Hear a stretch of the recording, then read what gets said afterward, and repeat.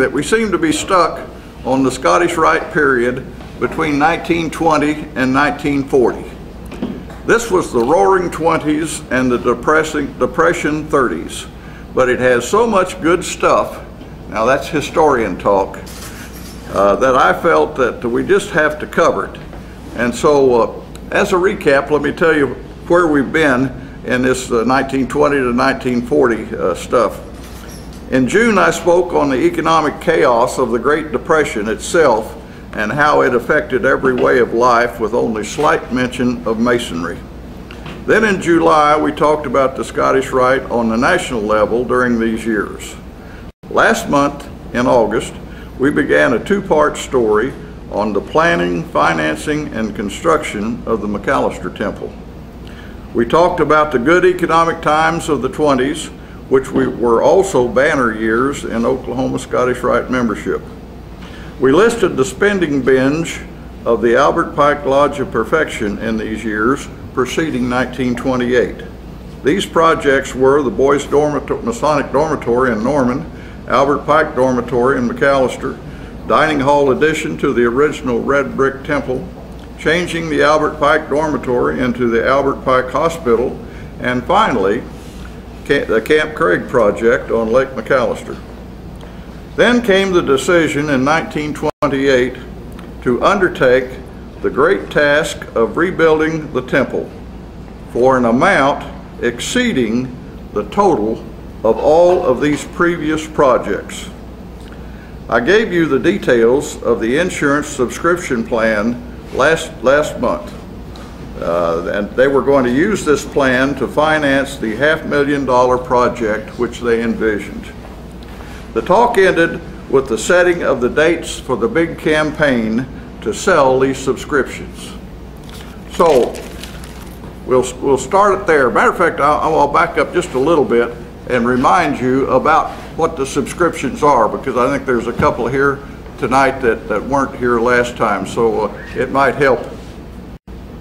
The subscriptions, as you'll recall, most of you, that were $300 units. These subscriptions worked as a paid-up endowment insurance policy in the amount of $450. No health check required. If the subscriber lived for 21 years, he receives the full amount of the $450. If he dies, his estate receives the $450. In later years, the endowment part was changed to 30 years and then later eliminated altogether. The subscribers would be joined together in a group policy with the Franklin Life Insurance Company, and the Lodge of Perfection would pay the annual premiums. This calculation indicated that if $600,000 worth of subscriptions could be sold, the premium cost would be $32,000, and the rest of the money could be used for construction. And this would cover the projected building costs. The succeeding premiums would be paid from, would be built into the Scottish Rite budgets in the successive years thereafter, thinking that they would continue like they had been during the 20s.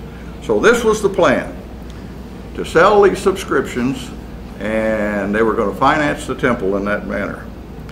Their targeted customers were Master Masons and Scottish Rite Masons statewide. Some people looked upon this as a donation, others as an investment, others as a life insurance policy. As mentioned, the subscription unit was $300, but many people bought more than one unit. The subscription could be paid in full up front or paid in installments at $100 per year or $25 per quarter for 3 years. This proved to be the problem and the downfall of the whole system, was the installment paying system. So this was where we ended last time. So this was the plan, this was the goal, this was the challenge. The campaign to accomplish this goal was set to run from May the 15th to May the 25th, 1928. If you'll recall, the decision to proceed with this project took place in February of 1928.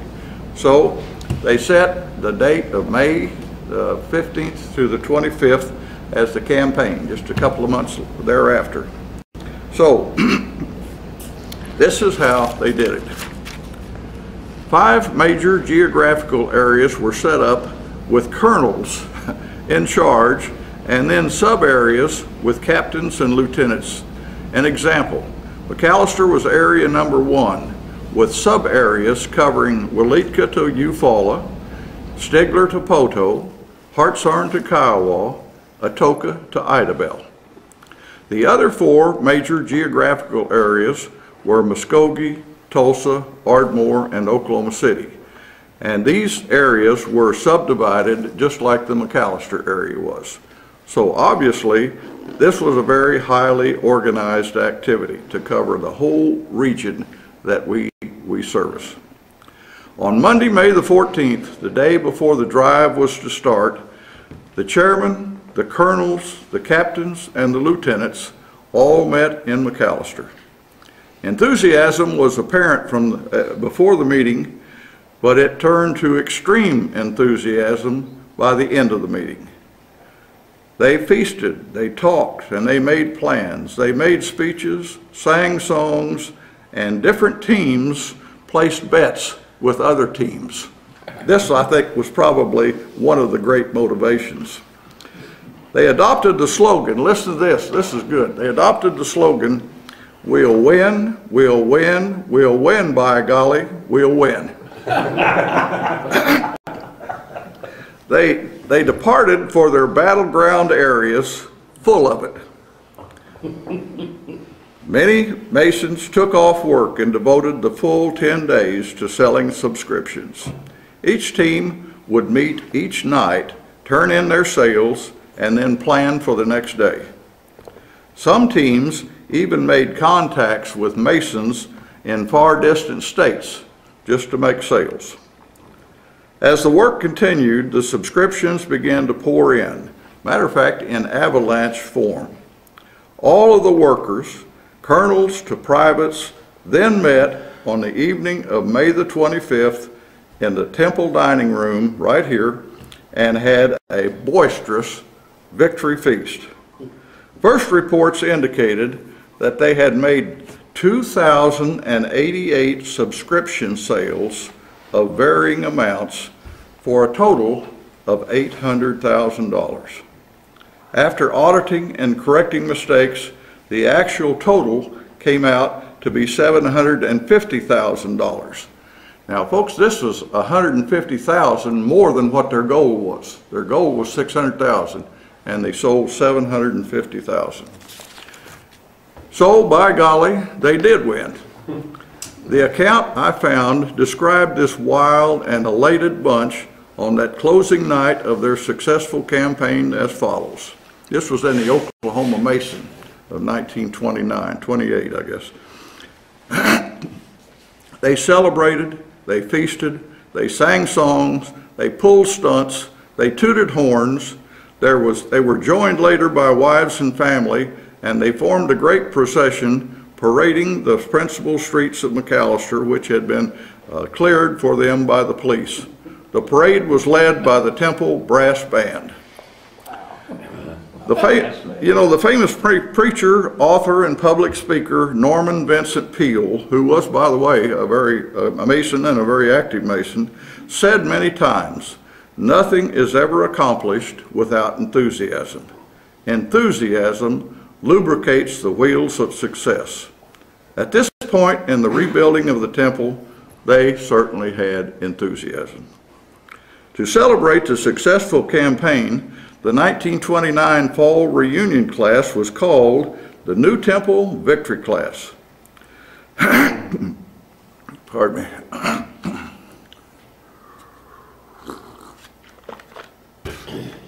As mentioned, the campaign ended May the 25th, 1928. Thereafter, architect William Schmidt, 32nd degree Mason from Oklahoma City, completed the final plans in the months thereafter, and then they were submitted to the contractors.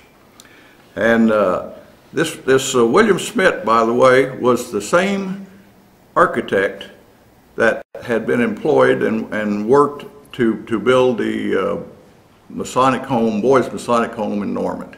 So they had experience with him, and evidently as a brother and also as an architect, he must have done a good job, because they had him for the big job, our temple. So the successful contractor was J.H. Fredrickson Construction Company with a cost plus 5% bid. That was the bid, cost plus 5%.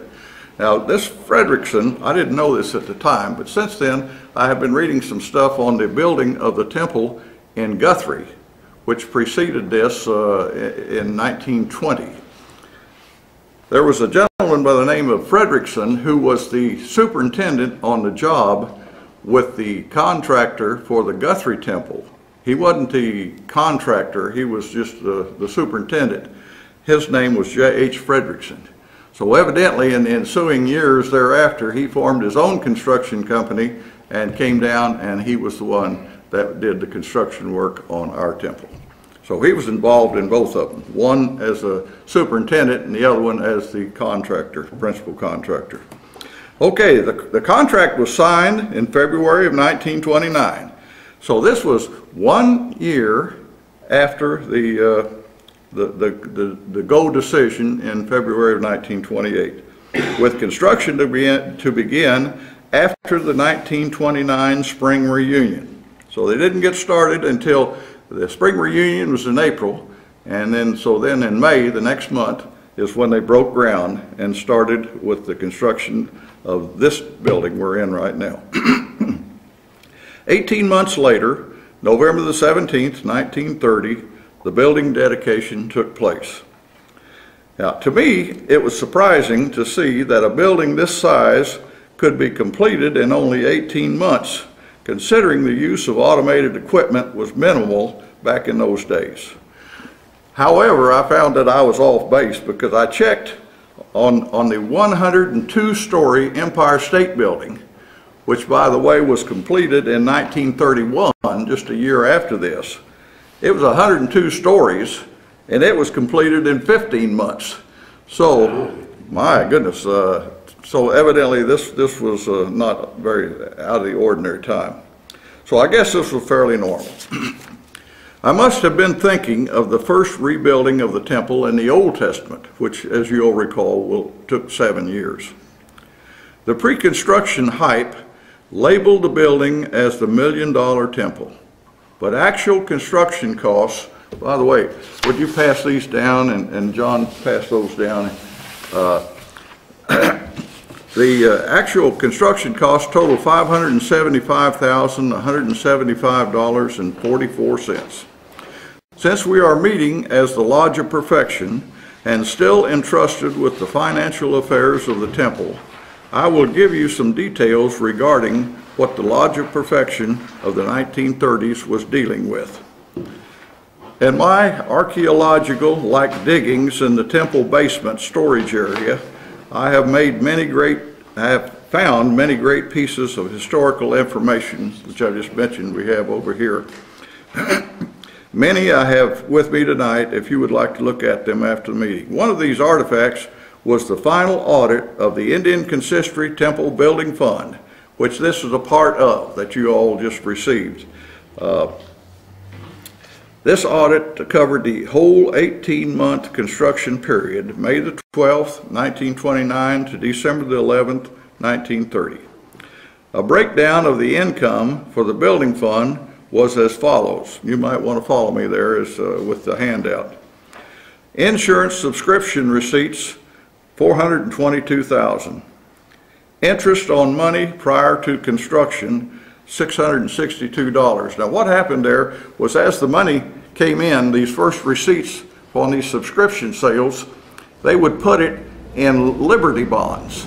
Now Liberty bonds were a carryover from World War I financing, but they were still in effect. The U.S. government was selling them, and they were giving 6% interest, which was kind of standard back in those days, and so they accumulated this $600 with that money.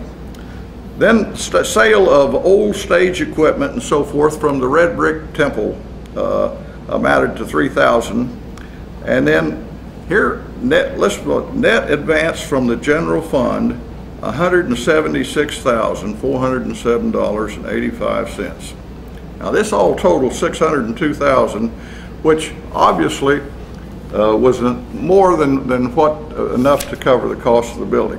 Now, before we get on to the disbursements, to analyze a little bit this income, what is interesting is the last item. After all of the expenditures of the 1920s that you all will recall we went through in detail last month, they were still able to accumulate a building fund of $176,000 in addition to these subscription sales. That was kind of amazing to me. A second comment on the income category up there would be that the subscription receipts, which were, of course, the big item, the first item, were partly bank loans made using the subscriptions as collateral, because most of the subscriptions were on the installment plan. But after the Depression began to take its toll, the building ended up with a $250,000 mortgage because of these subscription deals not panning out. That had to be paid in addition to trying to manage the insurance receipts and payouts. The disbursement side of the audit revealed the following. Now here's the other side of the contract. Advance to the contractor for labor and materials. Now this is the actual cost of the brick and stone for this building here was $477,000. The architect's fee was $23,000, and then scenery and stage equipment. They grouped those together, unfortunately, but the total of those two items were $53,261. Furniture and fixtures, drapery and decorating, $15,000. And then here's another item: organ, partial payment, $4,247, and then miscellaneous $1,600. This is where we end up with the total that I mentioned earlier of $575,000 that this building cost in 1930.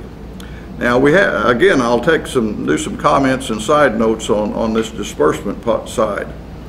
Our 110 scenery drops, backdrops and side drops that we have up on the stage right now must have cost between $45,000 and $50,000, because the total of this category, scenery and stage equipment, was $53,000, and I figure that the stage equipment was fairly minimal.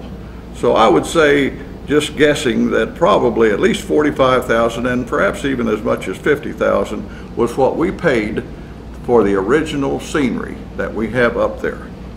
Now, if you all will recognize the fact that here just recently we spent $75,000 in renovating that $50,000 initial investment.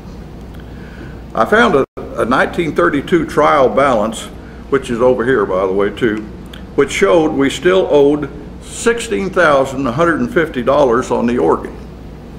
Now, so if we made a $4,247 down payment on the initially on the cost of the organ, and that would mean that the cost of the organ must have been like $20,000 plus, somewhere in the $20,000 plus category. I found another article. This was interesting. This was separate from the financing deal.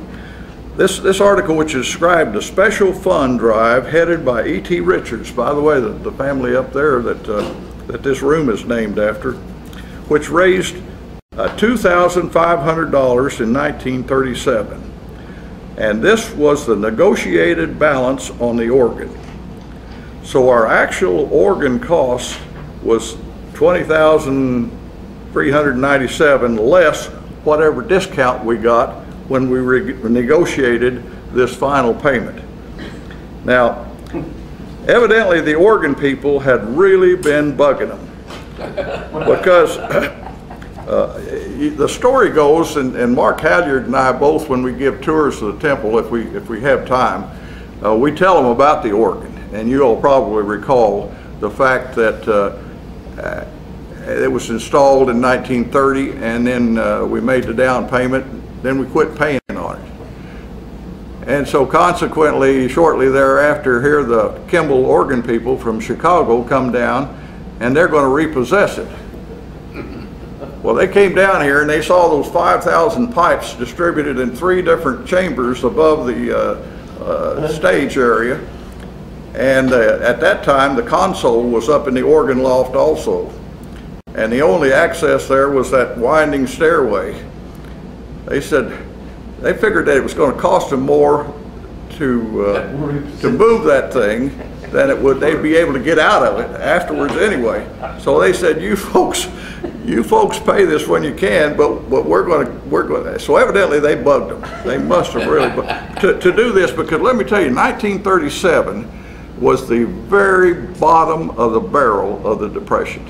That's when really everything was at its very worst. And so to be able to raise 2,500 bucks in 1937 just to get rid of that agitation must have really been a chore. E.T., I have a feeling that a good bit of that 2,500 came from E.T. Richards himself.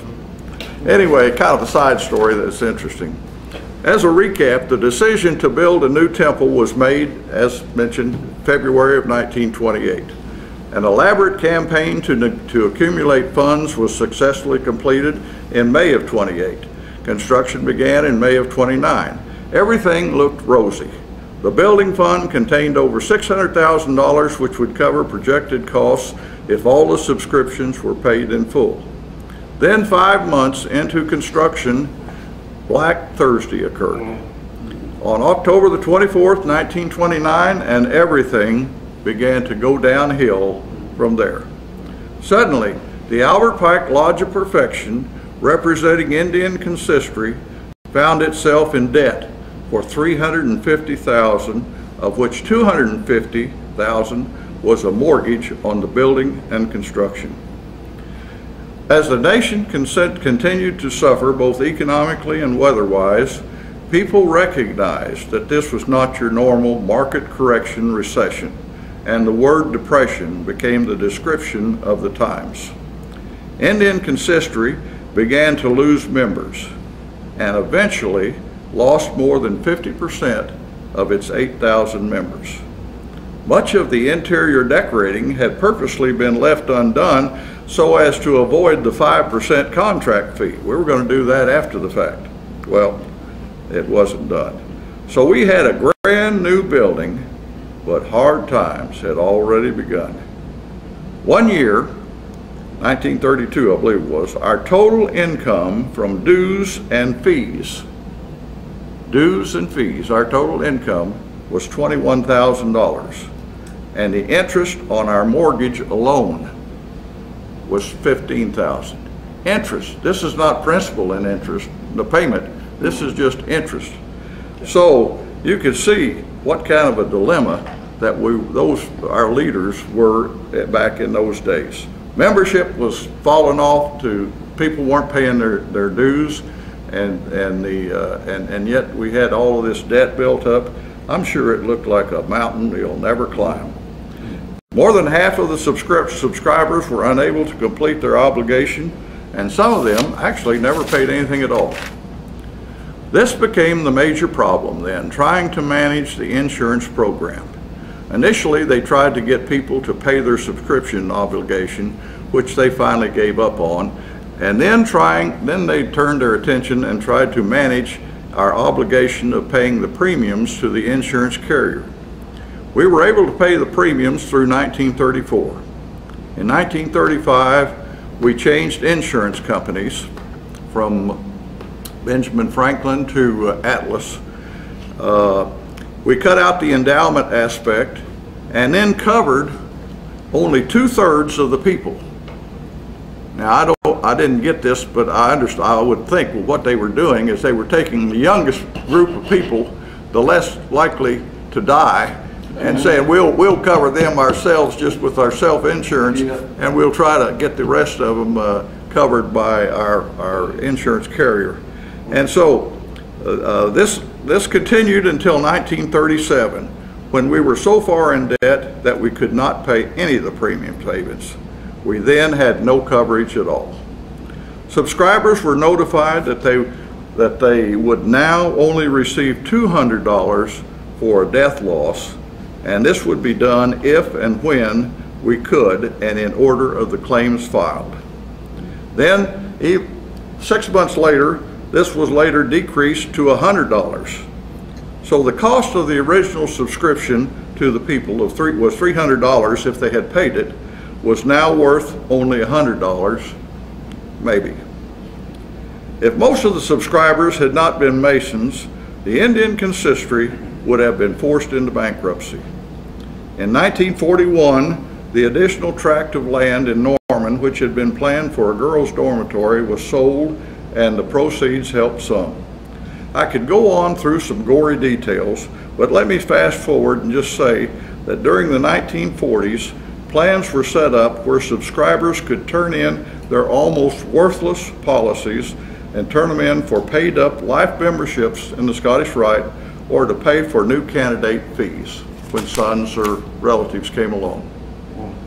By 1947, this terrible financial burden was finally brought to a close. 17 years of pure hell for the leaders and staff of Indian Consistory, Scottish Rite, and Mcallister. The General Secretary's job today is no walk in the park. But can you imagine what Dr. W.W. Groom's job was like during those years? How would you like to have served on the Finance Committee or the Insurance Subscription Committee during those days? I'm sure there were many days that they were willing to give up on the Scottish Rite. You know they were having personal and business problems of their own and did not need this additional burden. As we look back over this time period, let's play what if. What if our leaders in 1928 would have taken the conservative approach and said, let's accumulate some more money in the building fund before pulling the trigger on this major project. Let's wait a couple of years. You know what would have happened? Nothing. This huge, beautiful building would never have been built. The Masons of that day, to the Masons of that day, we owe a great debt of gratitude who went through these tough times. We must never forget their efforts, and we must do our best to pass this organization and building down to our successors in a like manner. This ends the saga of the rebuilding of the McAllister Temple.